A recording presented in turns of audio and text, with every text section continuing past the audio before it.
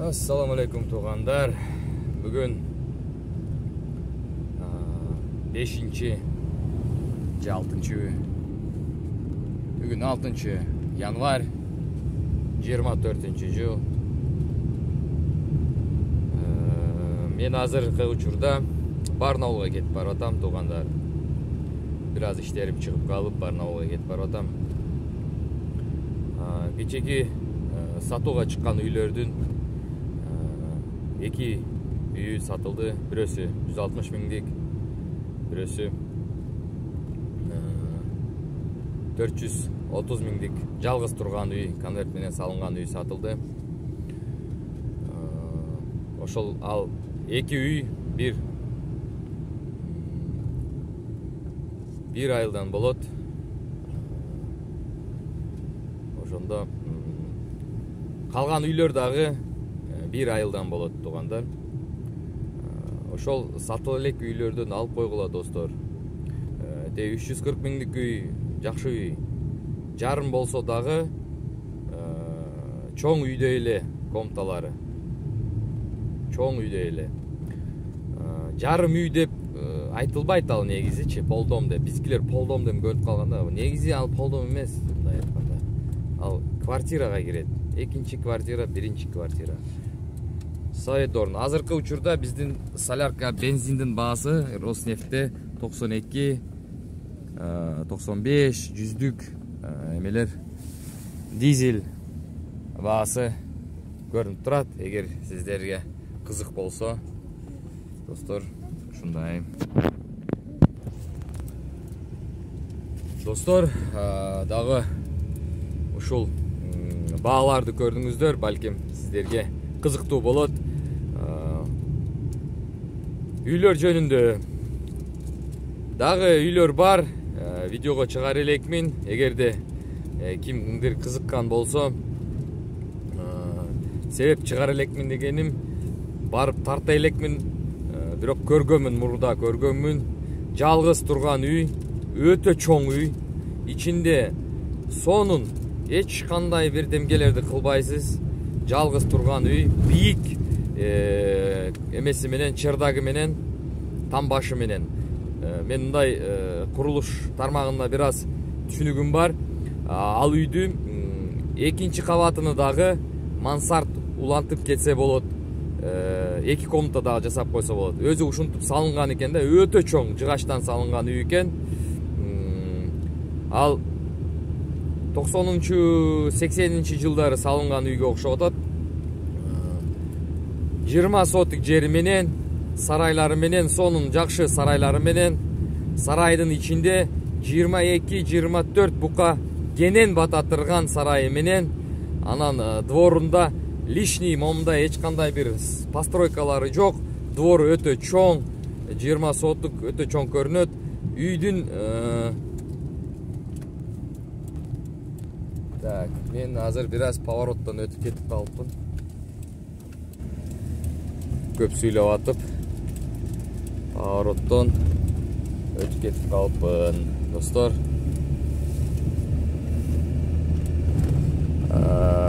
Көбүнчө ушул поворотту унутуп калам. Бул резкий поворот. Достор, ошол үй жөнүндө айта кетейин. Азырынча барып видеого тартканга мүмкүнчүлүк жок болду. Бирок эртең болот ал. Чыгарып коем. Балким ага чейин сатылып кетет. Үйдүн ичинде душевой кабиналары салынган, туалет ичинде бөлөк-бөлөк, туалет өзүнчө смежный деп коет. Смежный деген ошол бөлүнгөн деп айтылат. Ошондо туалети бөлөк турат, ваннасы бөлөк турат. Бирок ванна жок, душевой кабинасы бар, раковинасы бар. Спальный комнатасында мебелдери бар. Үй өтө чоң салынган экен. 3-4 комнаталы болгон. Кухнясы өтө чоң кухнясы. Ал типовой дом экен, мындай айтканда, ошол көчөдө окшош үйлөр көп салынган, өкмөт салынган үйлөр экен да. Анан мен мындай карасам, чердак аябай чоң, бийик салынган экен. Курч болуп. Анан ошол курч салынган чердакта дагы 2 комната келечекте өзүңүздөр жаса алсаңыздар болот, экинчи этаж кылып. Себеп өтө чоң. Анан двору түнүккө менен жабылган, артында сарайлары чекеде турат, артында дагы сарайдын артында мал айдаганга кенен көчө турат. 20 сотик жер, суу ичине кирген, канализациялары бар, ремонту бар үйдүн, таптапнакай, таптаза үй. Кимге кызыктуу болсо, баасы 440 миң деп айтып атат. Себеп неге адамдар жазып атат комментарий, үйлөр өсүп жатабы, эмне болуп атат, 100гө чейин чыккан үйлөр дагы чыгып атат, аны чыгарып атабыз, 150 миң, 160 миң. Бирок алар ошондой да эмес, абалы ошондой. Анан биз деле, силер түшүнсөңөр болот, биздин Кыргызстанда эле мисалы бир эле ошол сиздер жашаган айылга кирсеңиздер, бардыгы бирдей 150 миңден турбайт да, долларга эсептегенде, же 15 миң доллар деп турбайт да. Бир эшматтын үйү 20 миң сурайт. Ошол эле көчөдөн экинчи үй 100 миң сурайт. Себеп үйүнө карап, үйүнө. Анан үйү кандай салынган, эмнеси бар, ошого карап, анан үйүнүн кайсы айылда турганы, ошондой биякта. Азыр үйлөр менин айылымдан чыкпай, башка айылдарда эле чыгып атат. Ошол башка айылдардагы үйлөрдү тартып чыгарып атам. Ошол айылда дагы ферма бар экен, фермага жумушка кирсе болот. Азыркы үйдү, айтып аткан үйдү ким алса биринчи болуп ал айылга айылдын тургуну болуп турат, кыргыздардан. Негизи ал айылда немистер жашайт экен. Барып көргөнмүн, бирок үйдү тартканга менде мүмкүнчүлүк болгон эмес. Ал мезгилде ээси алыстан туруп ачып берген эмес да үйдүчү. Ошондуктан мен видеого тартпай эле өкмөттөн сурап, ары берилерин сурап, ал жакта бала бакча бар экен, мектеп бар экен. Анан жумуш эң маанилүүсү, ал жакта келип туруп, эгерде акча маселеси кыйын болгон адамдар болот, жөн эле үй алып жашайын деген адамдарга өтө ыңгайлуу экен. Еще плюс чоң жайыттары бар экен. Айыл өзү кичинекей, бирок жайыты кенен экен. Жайыты кенен. Ошол үй дагы сразу жайыттын жанында турат да, мындай ал көчөнүн башталышында экинчи үй болуп турат. Ошондо жайытка жөн эле айдап чыгарып берсеңиз болот. Анан жайытта көбүнчө малды өздөрү айдашат экен. Малчы кереги жок, жөн эле кайтарып коет экен өздөрү. Ошондой кенен экен жерлери. Чөп жасаган адам бар экен, жана жем саткан адам бар экен. Как раз таки ошол ферма мал чарбачылыкта алектенбейт, именно ошол эгин-тигин менен алектенет экен.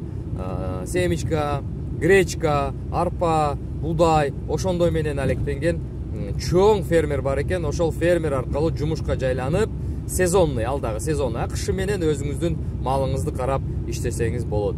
Эми мен айтып кетейин, эң биринчиси мен айтканым, мал менен алектенген адамдарга өтө ыңгайлуу жерлер, ал жерлер.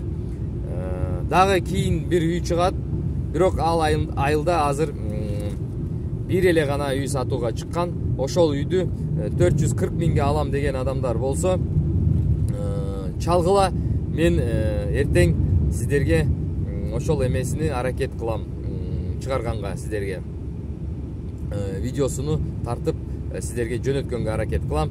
Эгерде сиздерге ылайык болсо, сиздердин көңүлүңүзгө батса, бирок мен көңүлүмө сразу эле баткан, себеп ичинде ал адам сүрөттөрүн эле жиберген. Мындай эле көргөндө жакшы жакканда мага ичи. Печкалары жакшы, отопление паровой, суу куюп эле, ичинде суу бар. Достор, мындай айтканда, үйдүн эч кандай айыбы жок да, эч кандай айыбы жок. Жөн эле үйгө келип туруп эле бир эле кухонный гарнитур эле алып кирип кетсеңиздер болот. Сууну, печкага сууду куюп, отту калап, и жашоону уланта бересиздер. Достор, сарайына айтып кетсем, сарайында ичинде кенен экен. Действительно, мен киргенмин ичине, бирок тилекке каршы үйдүн ичине кирген эмесмин. Замок. Бирок сарайына киргем. Сарайда керектүү